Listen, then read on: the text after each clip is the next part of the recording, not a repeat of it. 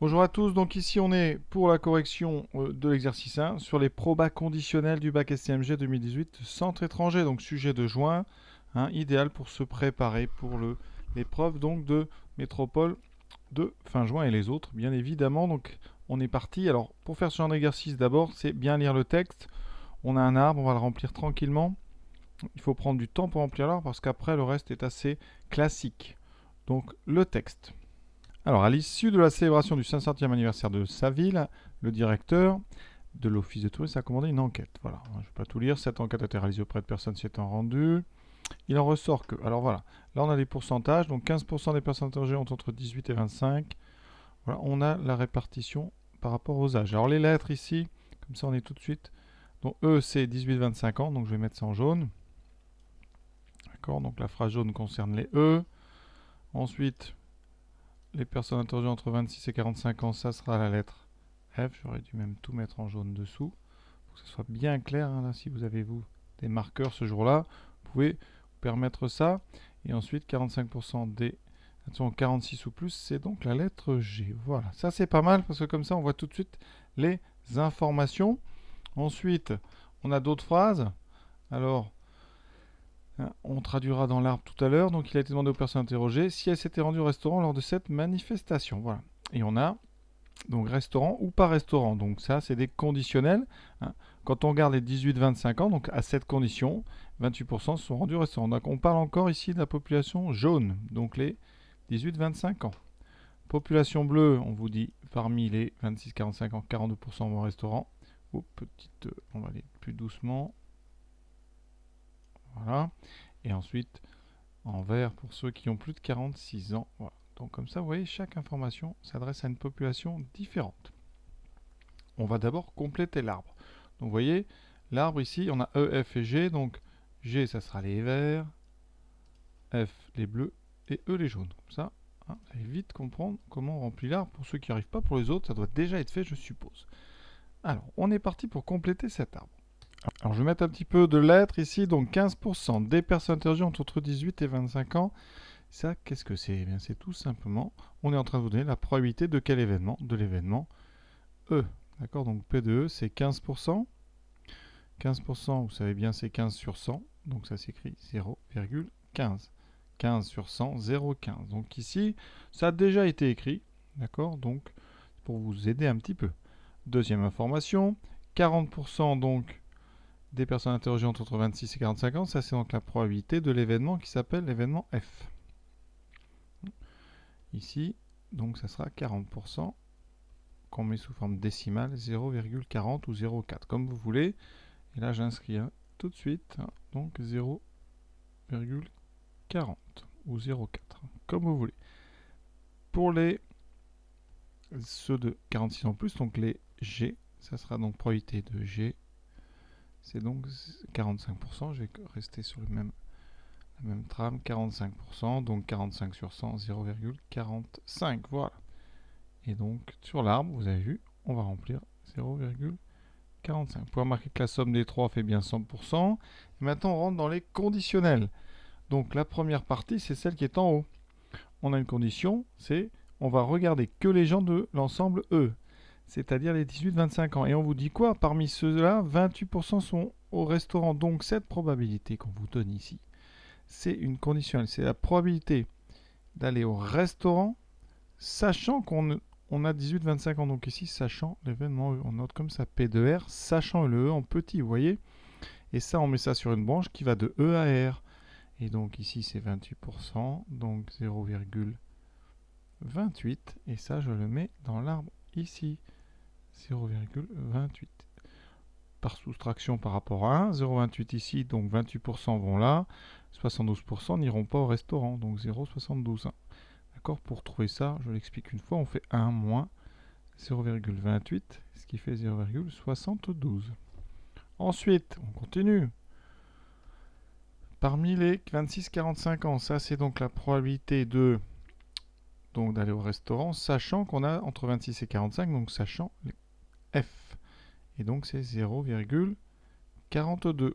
On l'inscrit tout de suite sur une branche qui mène ici de F à R. Donc il n'y en a qu'une. F à R, c'est ici donc 0,42. 0,42. Encore une fois, une soustraction. Vous faites 1 moins 0,42.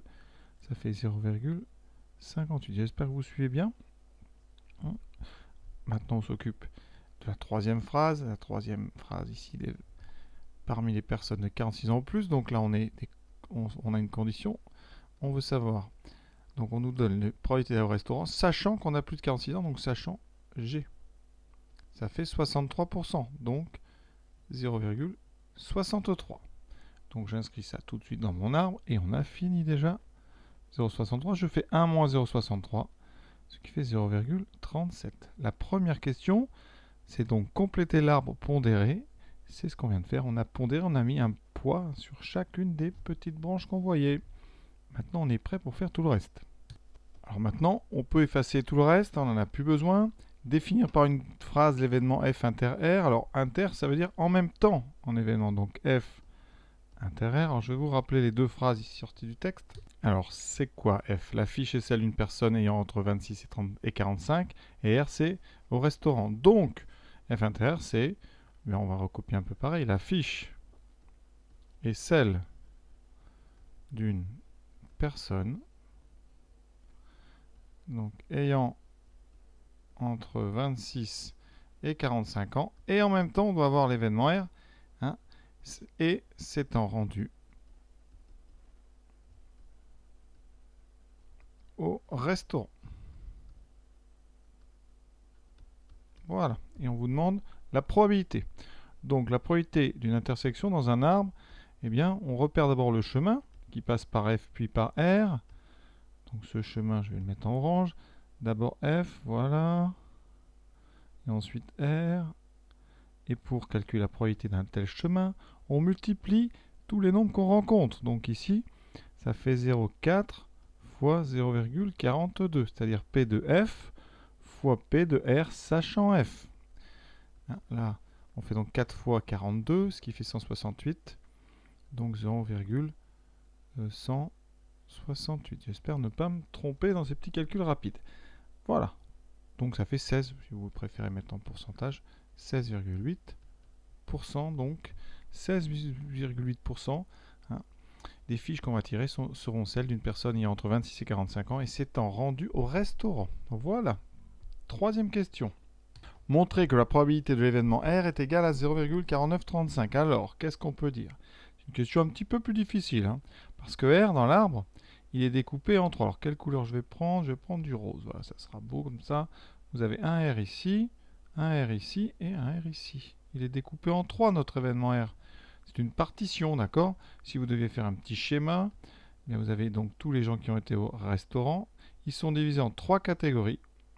Ceux qui ont été au restaurant de l'ensemble E, ceux du restaurant de l'ensemble F et ceux de l'ensemble G. Donc ça fait penser à formuler probabilité totale. Probabilité totale. On va donc dire que la probabilité de l'événement R, ça sera la probabilité de l'événement E inter R, c'est-à-dire les restaurants qui ont entre 18 et 25 ans, plus les F inter R, plus les G inter R, ceux qui ont plus de 46 ans et au restaurant. D'accord? Donc on va faire la somme de trois grands chemins. Donc je vais les indiquer en orange. On a déjà mis le premier. Donc ça sera le E inter R. Ici on a F inter R. Il faudra regrouper aussi le G inter R. Je dois donc calculer la probabilité de chacun de ces trois chemins et les additionner. Quand on fait ça, on dit qu'on fait des probabilités totales. On a découpé l'événement R en 3. On vous a aidé d'ailleurs, toujours dans l'exercice, la question d'avant vous aide. On a déjà fait celui du milieu, P de F inter R, donc ça fait 0,168. Pour P de E inter R, même chose, on fait un produit. Ça fait 0,15. Vous voyez ce 0,15 là, multiplié par le... Alors, je vais entourer si vous ne voyez pas où j'en suis. Donc on a donc ce 0,15 multiplié par ce 0,28. Voilà, et pour P de G inter R, donc on va avoir ici ce 0,45 multiplié par ce 0,63. Donc plus 0,45 fois 0,63. Là on prend la calculatrice.